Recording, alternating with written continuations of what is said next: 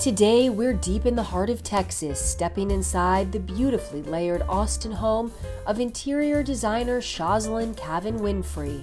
Previously used as a Catholic church's parsonage, the storied Spanish Colonial home found new life as Shazalynn thoughtfully reimagined each room with a detailed blend of bold color, traditional yet spunky style, and layers of pattern. I have a phrase I love to use called delighting in the details, and it's like a small little dollhouse where you love to just study the details. Every detail in your home should be just as special to you, regardless if anyone else sees it. As an avid collector, her home showcases her love of meaningful art, textiles, and pieces that tell her family's story. And one of the things I think that I love about collecting is that it really is part of our history. So many of these things were handed down. When you are displaying elements, I think it's important that you kind of curate them in a way that shows consistency and relativity. So in the back hall, we're really kind of looking at textiles and things that are drawn from my Southwestern heritage. To watch her full home tour ad-free, scan the QR code on screen or visit homeworthyplus.com for access to all of our latest episodes ad-free and to receive other exclusive membership perks. You're watching Homeworthy, where we believe every home has a story. I'm Allison Kenworthy, the founder of Homeworthy, and we take you inside the world's most beautifully decorated homes and introduce you to the brilliant people who live there. Hi Homeworthy, I'm Liz Lang. Welcome to Grey Gardens. Click the join button below to access all of our latest episodes ad-free and watch extended cuts of this and other homes, opening the doors to new rooms and exclusive content featuring our beloved hosts. I can't wait to see, I'm so excited. And if you're looking to shop items inspired by this and other Homeworthy tastemakers, be sure to use the product links below or scan the QR code on screen to find fabulous furniture, coffee table books, and accessories that can transform your house into a home. Hi Homeworthy, welcome to my home. I'm Shazalynn. This is Bevo and Smokey, and we're so glad you're here.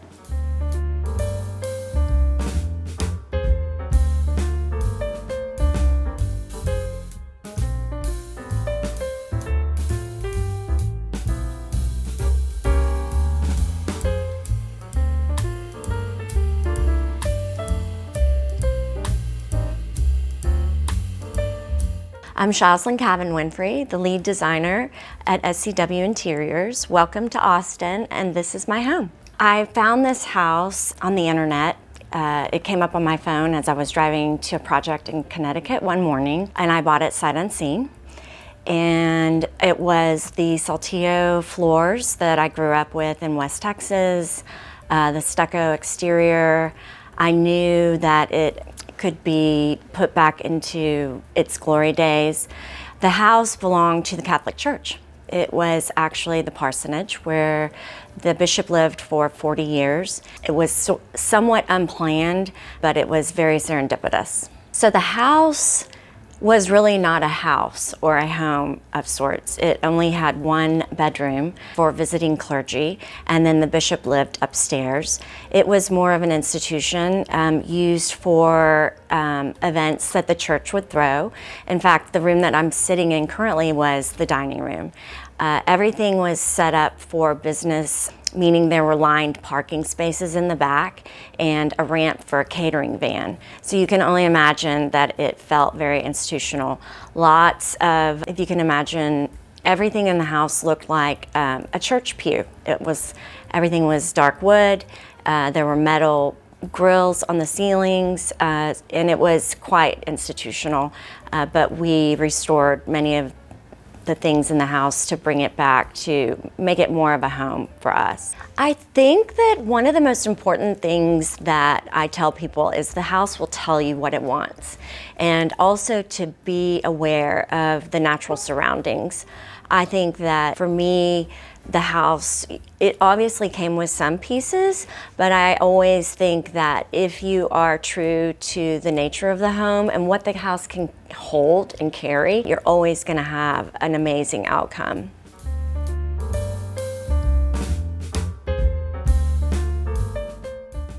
Welcome to the main hall of our home. As you can see, it is about the width of a car lane. It has many names. We like to have dance parties, and so we call this the dance hall. As you come in, you'll see that I am a big collector. This etagere carries a collection of my favorite animals that I collect from the Zuni tribe. They are the only ones who do three-dimensional beading, and so over the years visiting Santa Fe, I have managed to collect quite a few.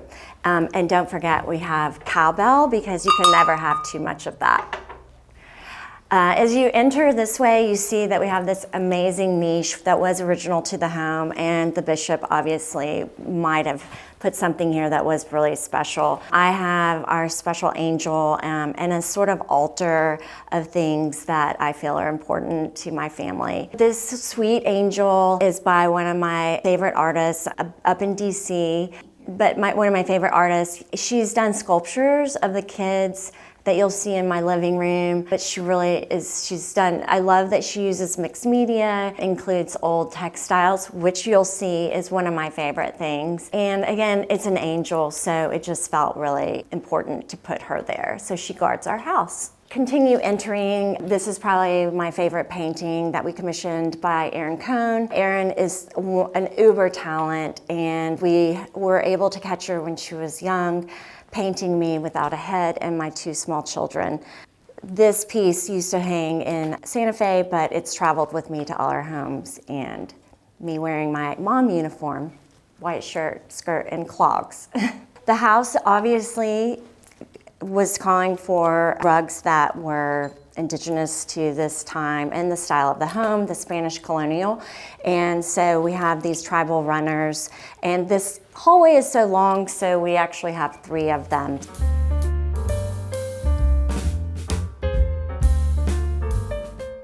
Off of the main hallway is this small vestibule. When the bishop would entertain, obviously this was an important space for holding items. And we have my gallery of small pieces. It's primarily a collection of small artwork that I've collected in my travels, and most of them are nature inspired, which is one of my favorite things. The wallpaper was selected because obviously it too is carrying the tree motif, and it's orange, our favorite UT orange.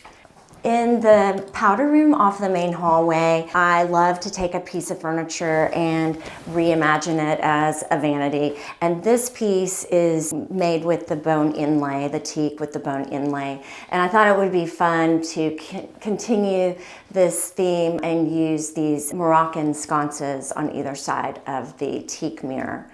Now we're going to take a look at my favorite room, which is the living room.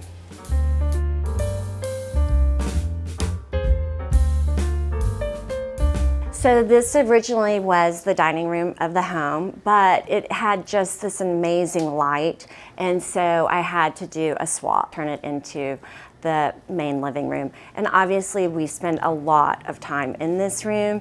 It happens to be one of my favorites because, again, it is very eclectic. We have this very, very old rug paired with a very casual leather sofa. I think the main thing is that I wanted this to not feel off limits. Nothing in this home is too precious, so that everyone feels as though they can be comfortable and unencumbered by having to take care of something. Again, I love portraits. It's part of my history. My grandmother had tons of portraits in her home, and I have these of my children. Again, statues of them as angels, because they're my angels, on either side of this large picture window. I love this beautiful Jim Thompson fabric with the green and the white. Again, tying that back. I do employ carryover color. It's a really important theme in our work. It's important that a house feels cohesive so that you do have certain elements that you take from space to space, and that obviously is the green. Over the fireplace, I have this amazing painting. You know, one of the things that is so special about Texas is the big blue sky. Here, you know, it's illuminated with that beautiful yellow, and it just makes me feel happy every time I look at it. This is by a wonderful painter from California named Karen Schmidt. You can never have too much lighting, and you can never have too many lamps. My kids might disagree with that statement, but this is a great piece by Oli. They don't make it anymore, but it's made out of pin shell. I think one of the things that you see in our work is the use of organic materials. So even though it is, made of metal, it is employing, the natural material. I have a lot of lamps. Obviously, I love them, and those too are organic materials. These of the crackled clay, I think, and then with the turquoise finials, which I love. And then this one here, which I think is really fun, and it is true malachite, so it's really special. By the fireplace, we have these really fun cowhide chairs, and these are actually called shin toasters, and they're actually, believe it or not, really comfortable, and we use them all the time. They're great for sitting at the table and playing a game, but they're also practical in that you can get really close to the fire to warm your shins and your hands. This is Kate McCoy, and she did some really wonderful pieces. This weighs so more than 3 of us combined. But anyway, it's natural crystals.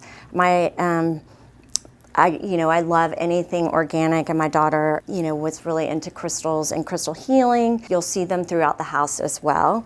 And as far as styling, I think I keep what I love, which is candy and candles and books that I can peruse. So nothing, again, is too, precious, too curated. It's casual. It's constantly changing.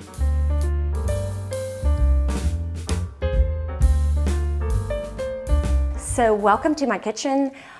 I like to be the guinea pig for products oftentimes, and it all sort of started with this amazing true green refrigerator, which they can do in any Pantone color. Because we entertain a lot, and I knew that the kids were gonna have a lot of people coming through here, I wanted to make this an easy access space for people to be able to serve themselves. And that is what we have here. So one of the things I think that for me was really important also is to make sure that it was easy to navigate the kitchen for people to be able to find things. I obviously cook a lot, but I wanted to make sure that we kept serviceware and then my cooking space separate so that I don't have a lot of bodies moving through what I consider a galley kitchen, and tends to be the most efficient way to organize a kitchen. The kitchen before was very outdated with wall ovens and things of that nature. We did some window configuration. I added the coffee bar because although I don't drink it, my family's really big into it, and I wanted to, again, keep that on the periphery so that they could serve themselves while I'm in here taking care of feeding everyone. Another thing that's really important is having the space feel as though we are all engaged. And so I love having island seating, and the kids really wanted a round table because they thought that facilitated the best feeling of connection, and I don't disagree. And we've carried over that kind of inlay look in the breakfast area on the table. Again, access is everything. Being able to see, there's no use in having items that are pushed to the back of a cabinet. So I'm also a big proponent of making sure that we don't have a lot of heavy uppers, and really light movement. So we kept, obviously, if you were in a professional kitchen, the pots and pans would be on a shelf, and so they are as well. And here, the tile is really special. We had it made, in this pattern, but I also had them do the clay edging coming through so that it was a nice tie back. It was important that the kitchen felt a little bit formal, but still understated, and I think that was a nice bridge to create that rubbed edge tile detail for the space. You'll also notice that we are using brass, which again is a living finish, and which I love, so that again, the house is living, breathing. You see that it's not too perfect, and I don't want things intentionally to be too perfect. So green was not the only color that I was taking into consideration in this home. UT orange was also really important to us. And it's a really kind of fun surprise because if the doors are closed, you don't see it. But when they're open, you know that a Longhorn lives here. So we had the existing ceiling conditions, and I really was short on time, and I needed to kind of use what I had, which is also an important tenet in my design philosophy. So we reoriented the hood here, kept the ceiling detail, which at the time was covered in more dark wood. But we removed that to lighten things up and keep the light movement. I really love a pretty hood, but I didn't have the opportunity to do that with this soffit. So we just carried that tile detail across and introduced, an earthier feeling in this wood detail here to kind of like accentuate that, so you would see that kind of line of demarcation. And then obviously the range is gas. You have to have gas and convection for your ovens, but this is really easy to maintain. It's great in that it's got a high level of heat, and so it's very efficient for me to cook in this kitchen. In the breakfast room, which is connected to the kitchen, it was another opportunity to carry the green color over. This actually I brought with me, the chandelier, so it was a perfect fit. Obviously, I am consistent in some of the things I love. If you notice, there is a rocking horse sitting in front of this window. This was my grandmother gave this to my children when they were really small. It had been in her home my entire life, and I had an artist paint it so that it felt more relevant to this home and gave it a green suede tail. But it is rideable, and so whenever we have kids over, they do like to try it out. Over here, storage you can never have enough, especially when you're an organized hoarder like myself. Kidding. But we needed the storage. Again, it was experimental. It's a tie back to the refrigerator, but I love being able to see everything so that I know what I have. It also forces me to maintain it and take care of things instead of, again, shoving them in the back. And so this houses all of my dinnerware, china, things that I use regularly. Opposite side of the kitchen was this existing pass-through area, which must have been used for entertaining, and we use it much the same.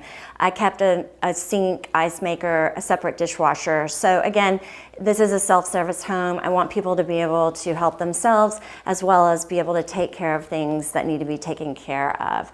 And we have it set up for the holiday, Thanksgiving, which we will be entertaining a lot. This is where we'll set out desserts or the bar or appetizers, but it really is great because it helps with the flow of the home. So I think the style of my home really is about our story. It's about our history, where we lived, our ancestors really, because a lot of the pieces in my home were given to me by my grandparents and family members. It's also about our love of this place, this region.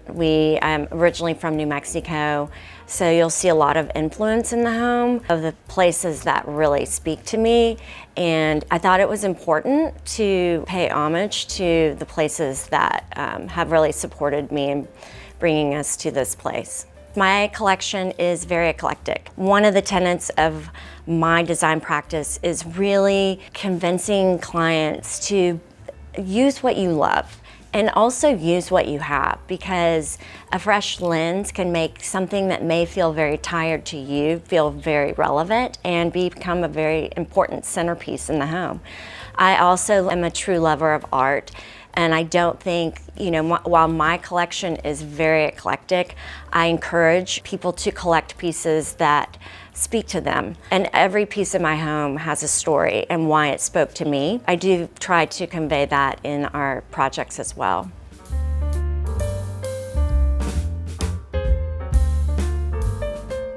So now we're going into the dining room, which is obviously an important space for our family because we are going to be celebrating Thanksgiving and leading up to the big game against A&M. This table seats 12. These chairs came from a horse farm in Kentucky. They were made in Chile, and they are one of a kind, believe it or not. They are handmade out of true tortoise shell, so they are very special and probably one of my favorite things in this home. The table is, again, not perfect, but that's great. If it gets beat up, it's got an aged, distressed kind of detail made by the David Iatesta, and these guys are so amazing at what they do.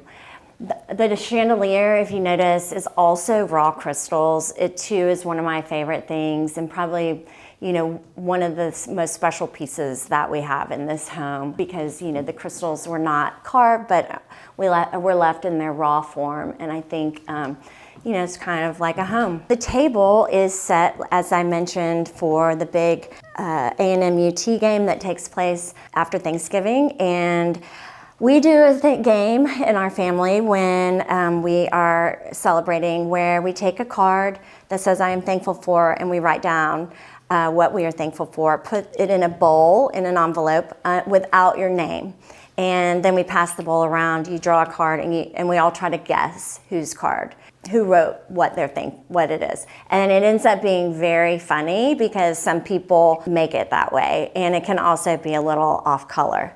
So, but again, we love our Longhorns, and so each place setting is set with a small memento so that all of our Longhorn fans can take that home, put it under our pillow, and pray for a win. I have this amazing collection of Texas porcelain cowboys and cowgirls, most importantly, as well as our Longhorn pieces, the boots and the hats and the flowers that I did for the table. We have obviously the Texas yellow rose, which we always include, but also the seasonal dahlias, which are so beautiful this time of year, and the perfect UT orange color, with some seasonal favorites. I loved including the purple. I think it's such a great counter to the yellow and orange, and really punctuates the strength of those colors. So it was fun to include something that's a little bit different this year. The house, you know, is a sum of its parts, and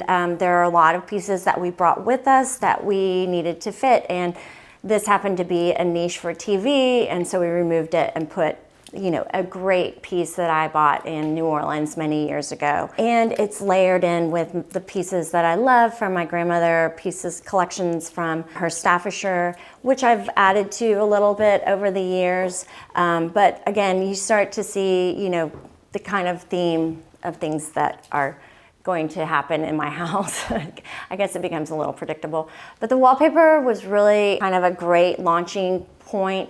One, it carried over this beautiful terracotta color with these pears, also the natural motif. And then I really loved the fabled animals. I think that was a really inspiring portion of the paper. And it just really worked out very well for all of the color story that we needed to create in this home. Black, people tend to be very afraid of black, but I always say treat black as a neutral, because it is, again, very grounding. And you know, most people would never think to paint their ceiling black, but think about also the time of day that you're going to be using this space and the ambient feel. The black will push the light down so that there's more intimacy at this table, and I can tell you there are very many memories of intimate evenings at this particular table. So obviously the Staffordshire was my grandmother's. I'd always loved it as a kid because I knew that it was important to her, and it took pride of place in her home. So I was excited to have it take pride of place in mine as well. Two pieces that always sat on her fireplace mantle were Queen Elizabeth and Prince Philip. They were gifted to her by her best friend when she passed. So I love that they sit in this particular place, as if they are the most important pieces in the room.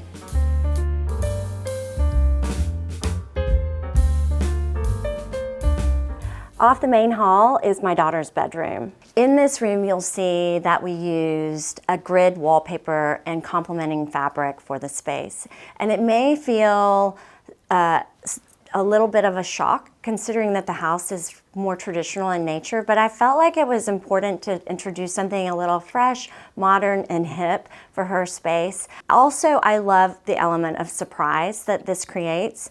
This was a TV room, so it is rather large.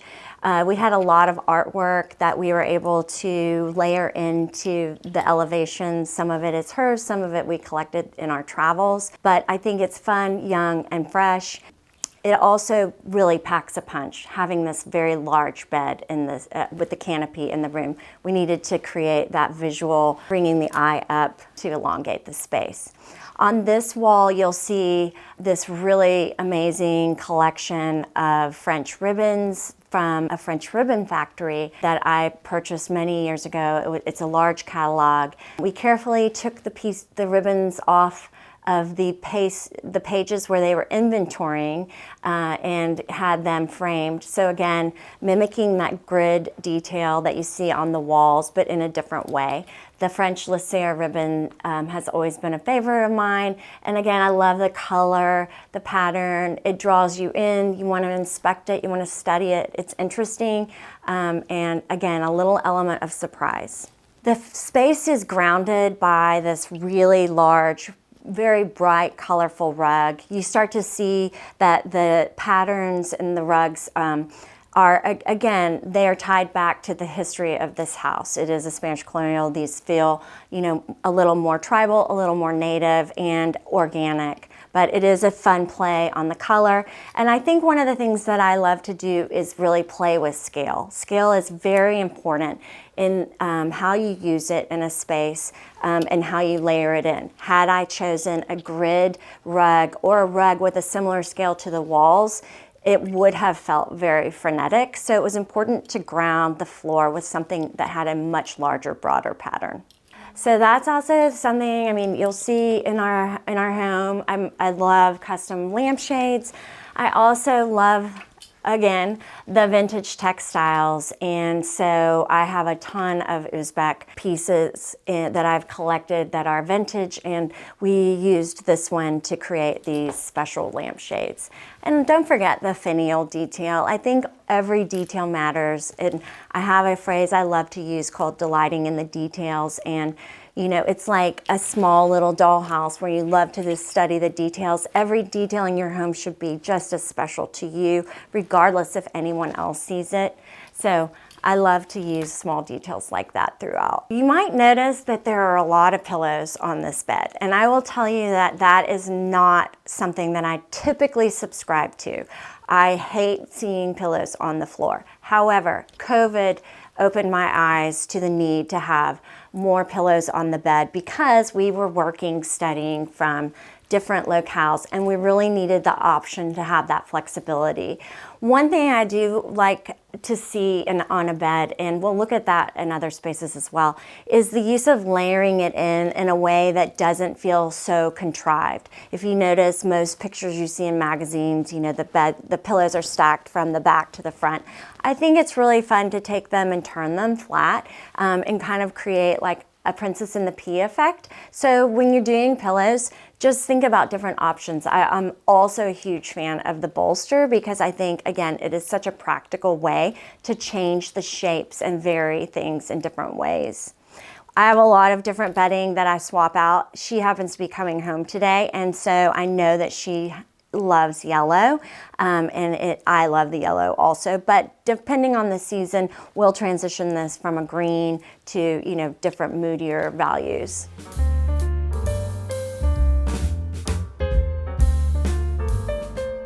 Off of this room was the bishop's study, and we have turned this into a really bright, happy, well-lit TV room off of her bedroom. It happens to be another favorite sitting room in my home.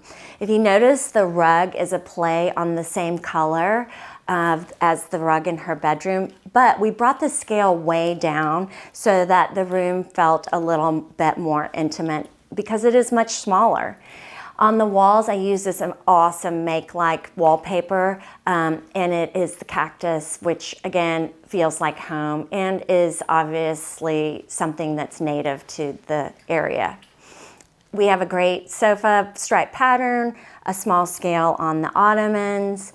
In this space, more pieces that are reflective of her and who she is, more of my pottery, her crystal collection. But we also have pieces that I have had my entire life. And these pillows, which belong to my grandmother, which have these amazing pictorials. And then the arpillera which I collect and have collected, which are made in Peru, depicting scenes from life. And again, just the small details. There's so much detail in the textiles that these women make.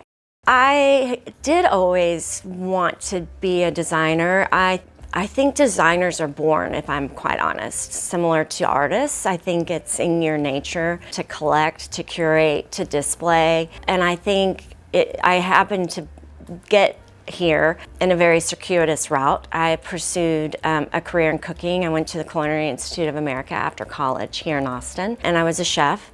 And then once I had children, I started playing with this notion, and it ended up working out to my advantage that I could, walk into a career as a designer. I think life is a teacher in itself for this business. I think, like I said, when you live in wonderful places, wonderful homes, you are a student of the past, and I would attribute, my grandparents, my grandmothers in particular, for really teaching me a love for all of the things that, parlay into design.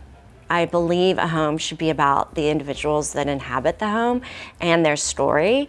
I really want this journey to be about self-awareness, being comfortable with your past and bringing it into your present. I think so many of us create interiors that may not be representative of the individuals, but I really do try to place an emphasis on the individual and bring in their history.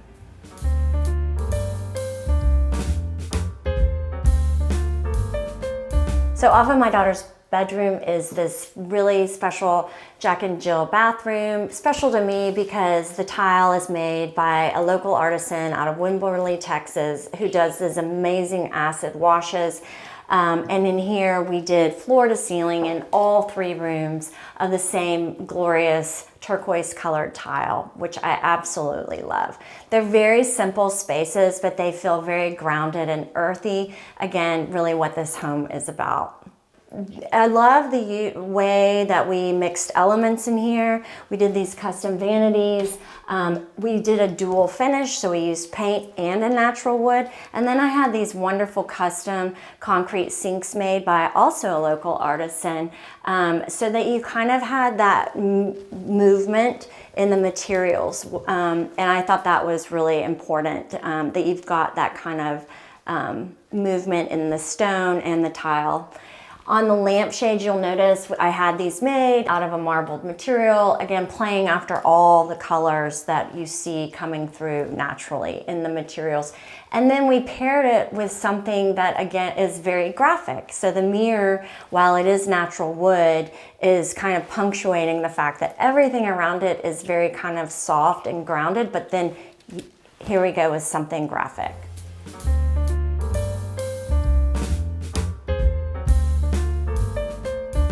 So off the main hall, you've got this very large back hall, which is very special and a little bit sacred because it houses a lot of my very intimate collections. And one of the things I think that I love about collecting is that it really is part of our history. So many of these things were handed down.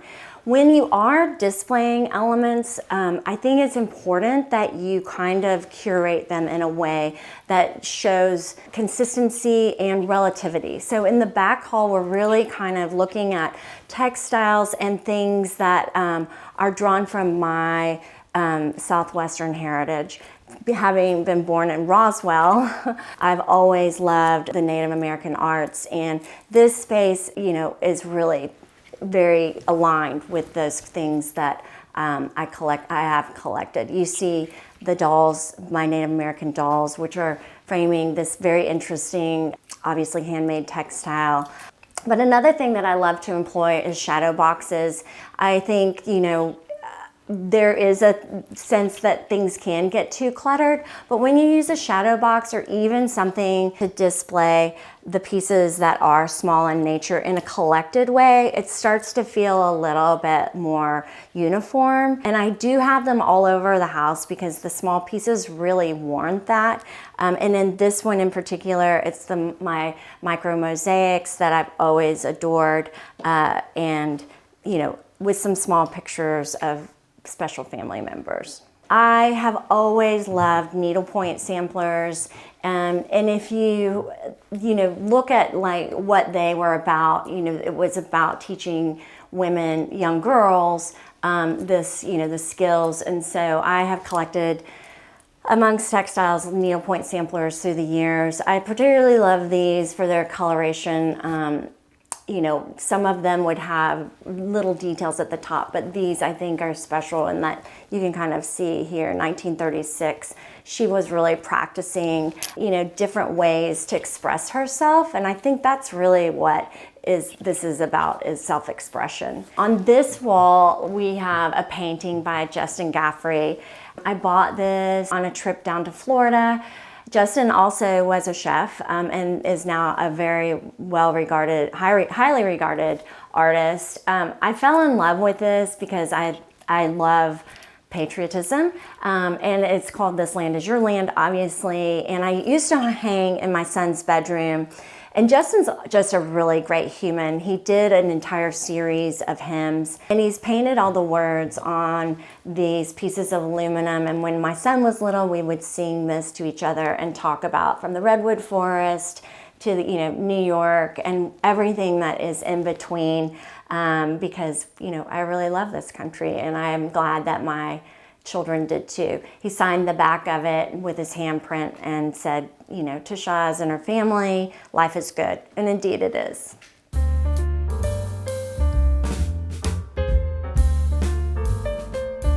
So the black, again, you will see is employed in our iron handrail. We did replace the stairs because they were dark brown and more of the saltillo tile. But I really wanted to lighten the space as we move up. And so I had more of the Tabarca handmade tile done for the face of the stairs. It's one of my favorite elements because it kind of has that carryover color, but it also has that very organic detail that you see in the flowers. As we come upstairs, you'll notice more of my textile collection, and these are Cuba cloths. So these were actually made to mimic the feel of the velvet clothing that the papacy would wear when they were traveling through, trying to convert. And they are amazing. They're made out of coconut, but if you feel them, you see the texture coming through. But they're ceremonial cloths, and I think that they're really fun because I love anything with a story.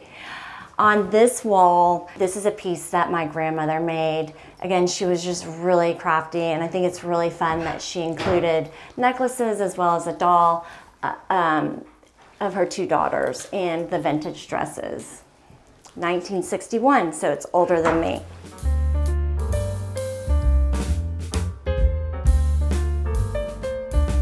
So up here, you'll notice that we transitioned to a much lighter floor. I did not want to have tile floors up here anymore for the acoustic reasons, but I needed things to feel a little bit lighter, given that the ceiling height is lower and also that we have less natural light coming through. So that helps push the light. But we did keep that grounding element with the black trim, and we have a lot of amazing details up here that were existing. One being the fireplace. I did change the tile, but who doesn't love a fireplace in a bedroom? And these were his private quarters, so we did have to reassign a lot of the things that were taking place up here, but we also used what we had. These pieces used to reside in my living room, but these are Uzbek textiles that I've collected through the years, made by the Afghanistans who were pushed out of their region by the Russians.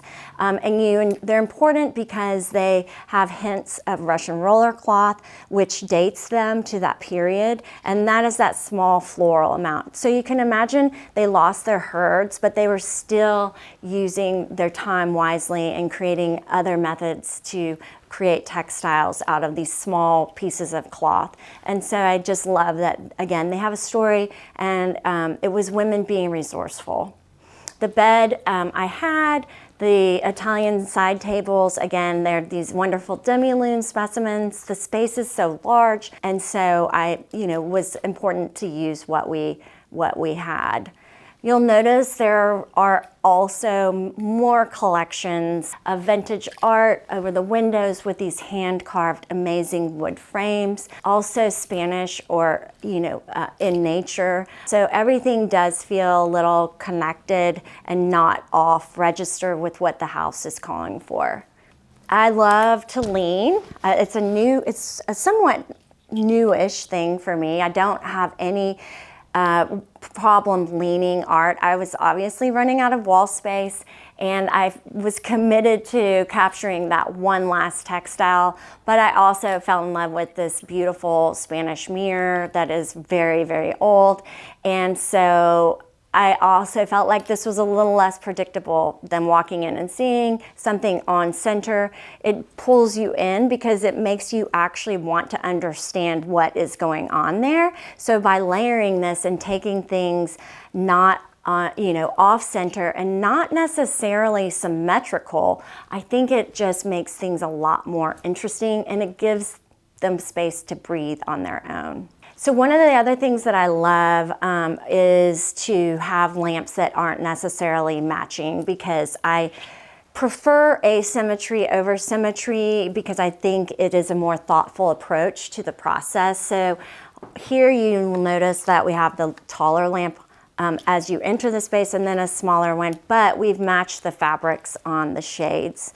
In here, we did stack the pillows back to front, but that is because the back pillows are one of my new favorite elements, and these are these large king euros, which if you're sitting in bed reading or working are really very practical. And this is another wonderful textile by a very talented artist, and the animals there is a hint of that sort of Spanish colonial detail in this fabric, with the donkeys and the dogs, the snakes, etc., mirroring one another. I also love a vintage blanket, which, these cotton handmade blankets are one of my favorite. And while this is not necessarily Spanish Colonial, it was a gift. The vintage Suzani was a gift from a very special girlfriend on her trip to Israel. And so it has pride of place on the back of the sofa. So you see, it's very layered. It's less than contrived in many ways. And I think that is really what makes this very personal, is that everything here is important to me, and that makes it a home. Again, taking note that the house has a lot of spiritual history. I think you'll see remnants of some of the pieces that are in my home that, kind of pay homage to that. One is my really beautiful patron saint of wind on my bedside table. I love the idea that you can receive, but you can also remove anything that stands in your path that isn't serving you. And so that's a great reminder to have that right in my personal space. So obviously you can see the pictures as well as the pieces are a little bit more intimate and personal in nature. And that is very intentional because this is my private space.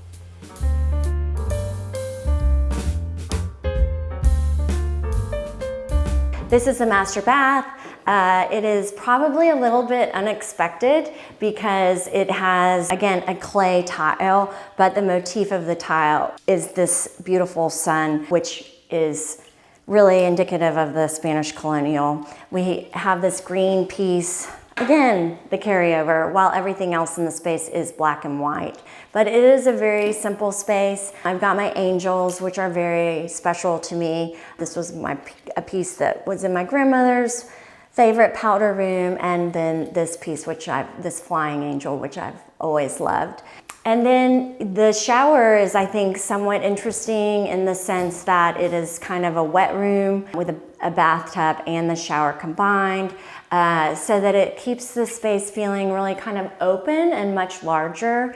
We did use the existing footprint. We did take down, a wall that may have been separating, but we were trying to obviously push through with a renovation. And this was our approach to keeping things a little bit simpler, was just to kind of use what was here. Typical to my utilitarian ideology is that I love to have things open and accessible. I did introduce this ledge.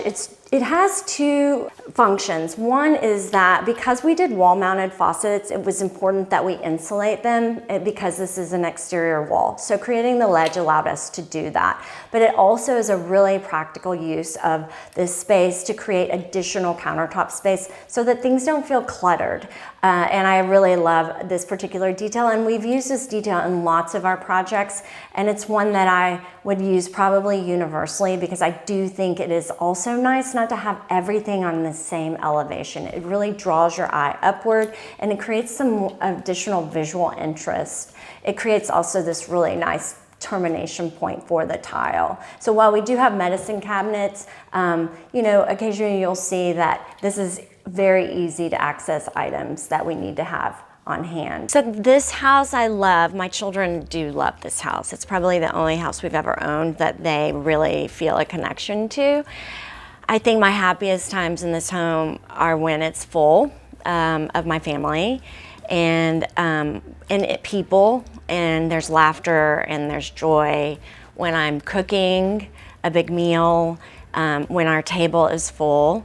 During the holidays in particular, it's very special. There is, a lot of great energy in the spaces. The fireplaces create an ambient feeling. The acoustics are amazing. And I think that that's probably my favorite time to be here, is when it's full of the people that we love. Home means happiness to me. It means a place where I come to recharge and reconnect, and it means pride of place. I think that there's a lot of home pride that I always try to convey, and I do love to nurture my home just like I nurture my pets and my family. Thanks for watching. Go to homeworthy.com for exclusive content and shopping guides.